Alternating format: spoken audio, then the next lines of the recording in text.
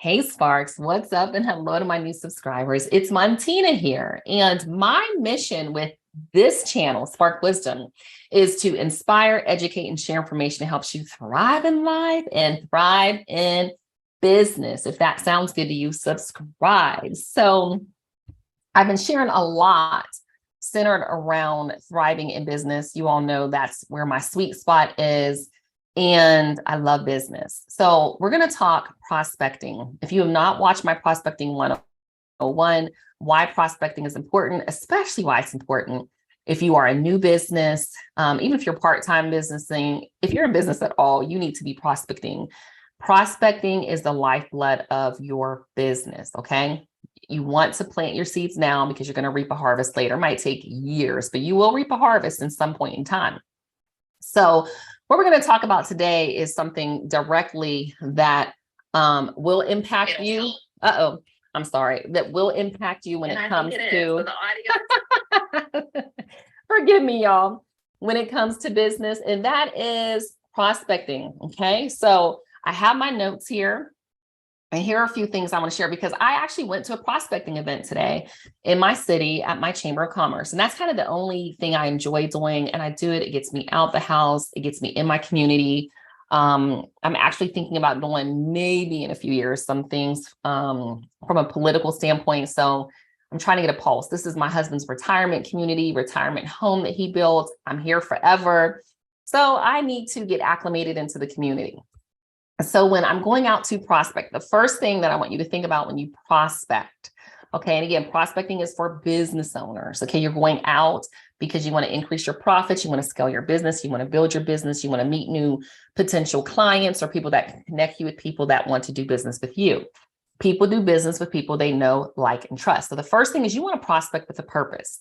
There is no reason for you to be going to any event and you're just showing up to have fun. You're just showing up to make new friends. You want to make friends, go make them someplace else when it's not on your time, which is your dime as an entrepreneur. My time is literally worth money. I charge hundreds of dollars per hour. So if I'm not here sitting in my seat working or prospecting, right, where I'm actually seeking out new business, responding to proposals, just doing things in my business for my clients, I'm not making money. So prospect with a purpose. What is the overall goal for the event that you're going to attend? Do you want to make one new contact from the attendees? Do you want to meet the overall, organizer? Like, what's the purpose? Establish a purpose. So I knew the event I went to was a lunch and it was for ambassadors because I'm volunteering on a committee. So I knew that I'd go there and I want more volunteer opportunities, again, to do things in my city for small businesses. So prospect with a purpose, the first thing. The second thing that you want to do is seek volunteer opportunities to teach or join committees, but be very intentional. That's why I'm not a huge, I don't want to say advocate, but I'm not in one of those people that'll say, go do this, go do that. No, just do like one or two things for your business when it comes to prospecting so that you then can invite new opportunities that increase your outcomes and your options, okay? So seek opportunities to volunteer on committees, membership committees. Like I'm on a new membership committee. I'm on mentorship committees. What else do I do? I'm on a bunch of committees, but do that, but only for this one organization. And teach. So someone asked me about, people know I'm woman-owned, minority-owned certified. I've been in business almost 10 years, full-time 9 years. And I love helping small businesses. So I'm actually teaching in 2023 a whole series for small businesses. So again, find opportunities to teach what it is that you do so that you are positioned as an expert and authority in your space. The next thing is when you're going, think about your lifetime value of a client. So for this particular luncheon that I went to in this organization, it's $300 a year to be a member. So I have to think about my client, okay, at a minimum, if they're on the marketing side, so let's say my lifetime value is $12,000 a year. It would take me a long time to lose, right? $12,000 at $300 a year. So literally I could go there for 10 years. That's going to cost me $3,000 and not lose. Now we're talking about my investment into the organization, not my actual time. So let's say I'm going at $300 a year, but I'm spending 20 billable hours. So maybe that's 2,000, that's 2,300 a year. So now that's a 5 years where if I didn't get a new client for 5 or 6 years, I still not losing. So I want you to start thinking about that. Many of you are business owners going to events, you're shaking hands, or I say kissing babies, but you're not making any money. So why are you showing up? So I asked a fellow member one day, I was like, how long have you been a member? And they're like, oh, about a year or two. I said, have you received any business? They're like, no. And I said, well, why do you keep coming? Like, what's your lifetime value? Are your ideal clients here? Is this really your purpose? So really, really, really, really think through that. Understand that when you're going to these events, it's like sell or be sold. You're not going there and you're going to sell your services and somebody ain't trying to sell you their services. Understand the mindset when you're going to networking and business events. It is sell or be sold. I'm going to sell you, or you're going to sell me, or we're going to meet in the middle and I know somebody that might need your product or service. So be very, very intentional. The big thing with business that's different from just being, employed or an employee is that we don't get paid if we're not getting new clients and or work. If we're not doing work, we're not getting clients, we're not getting paid. So it's huge. It's different. That's why I don't like people that are in the business space that teach business but have paychecks. Okay. Until you've sat on this side like this, you don't get a paycheck. You better be thinking about who's working with you. Understand why you're there. And again, I just have my quick notes here. Understand why you're there. Like, again, I'm there because I'm thinking maybe I have some political aspirations. Maybe I want to be councilwoman in my city. I don't know, but this is like a 5-year plan. So I'm just now there like, okay, my community is growing. The community I live in is one of the fastest growing communities in the country.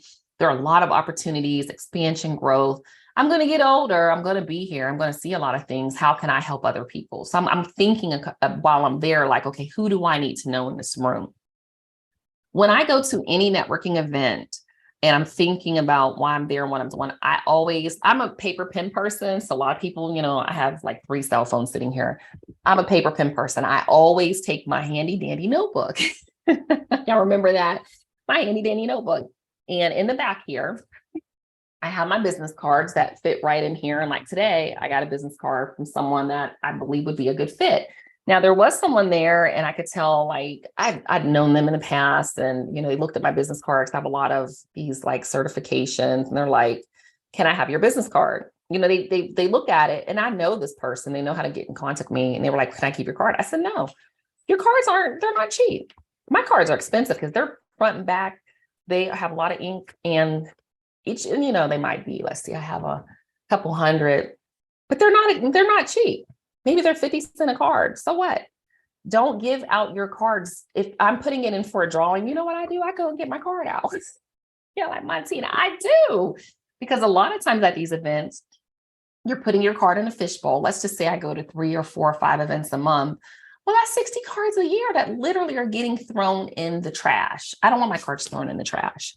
Okay. So again, those are things to think about when you're at these events. Again, networking with that purpose. The last thing that I want to leave you with is, you can tell from my old other videos where I have my hat on and things, my hair is down today. Okay. I have a nice top on. I was going to wear a really nice dress, but then when I went to put my pantyhose on, my shoes didn't fit. So I just put on, typically in the past, I would never wear jeans to any business event. Now I'm kind of like very, very relaxed. I don't care. But I wear nice. I always look nice and I smell good. Okay. But I'm a perfume person. Just put a light perfume or cologne. Don't, overwhelm people when you come in, but look nice. Okay. I was a school teacher. And so I took a lot of classes based on the emotions that come along basically with people that look pleasant and smell good. And we actually, when I was in my undergrad 20 plus years ago, they helped us think about the students that, might not smell good, might smell like urine, might not have brushed their teeth, underarm odor. And this is, if you've been around any middle school kids, they are foul, smell like little raw onions. But it's the same with adults. People like they like nice people, but if you're dressed a certain way, like you stand out. So I always seek to go dress nice. I had on a really nice pair of shoes. I had on a nice top. I had on my earrings. I had my hair down. I put on some lipstick. I didn't have on any makeup, but I just was like, okay, my hair, either I'm going to wear it down or I might wear it pulled back in a bun, but something's going to be a little different. So look nice when you're going there. Look like you kind of want to be there. And then at the very end, today at the event I was at, the lunch was sponsored, which I didn't know, but it was great. But towards the end, people were just sitting around. I'm like, okay, the event's over. I'm not waiting on a paycheck. I'm getting ready to go. And another man around me was like, I am too. I said, look, I got things to do. So understand, you're not there to be mingling and invest all your time there and chit chatting with people that have nothing else to do. You have things to do. So I hope that these tips are helpful for you. Again, prospect with a purpose, understand the lifetime value of your client. So if you're investing in an organization or association, how long will it take before you basically lose? Okay. Excuse me. Seek opportunities to volunteer or teach. Don't just go and show up. Like, can you get on a committee? Can you get to know other people? You want to be the type of people that people know, like, and trust. If you haven't read Dale Carnegie's How to Win Friends and Influence People when You're in Business, read it like it's the Bible. Okay. Remember, it's sell or be sold. I'm going to sell you. You're going to sell me. We're going to meet in the middle and we're going to refer out some business or something, but don't just go and just like nothing happens. Understand the intent and why you're there. You're there because you're in business and you're there to get some business and get some leads or opportunities. And then smell good and look good. You should be leaving out that house looking good, smelling good. Make sure your car is clean because people might come by and see how dirty your car is on the inside. And I've heard things like that where people are like, oh, they got a dirty car. I don't want to do business with them, or they're dirty and I don't want to employ them. So don't let that be you. So I hope this helps. If you have any questions, let me know. I'm setting up a academy for small businesses. It's going to be on Patreon. So listen up for when that drops, because you're going to have a chance to come in and learn from me behind the scenes. I love working with business owners, and I have some new things coming in the pipeline for 2023. We're going to make this happen, y'all. So as always, thank you so much for watching, and I'll see you in the next segment.